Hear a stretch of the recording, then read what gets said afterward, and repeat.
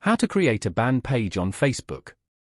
First of all, open up the Facebook application on your phone. You will then be brought to the Facebook homepage. Here, you can view pages and friends' posts. On this page, go to the bottom panel and tap on Menu. Then, tap on Pages. Here, you can view all the pages you manage. Tap on Create at the top. Over here, tap on Get Started to start creating your page. Give your new page a name. Then, tap on Next below. Here, choose a category that best describes your page. For example, musician, band. And then, tap on Create at the bottom. You have now successfully created a page on Facebook. Here, you can choose what best describes your goals for this page.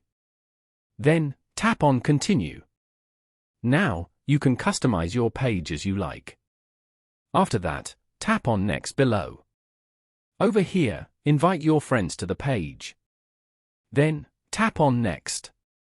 Once you're done, tap on Done at the bottom. Following these steps, you can easily create a banned page on Facebook.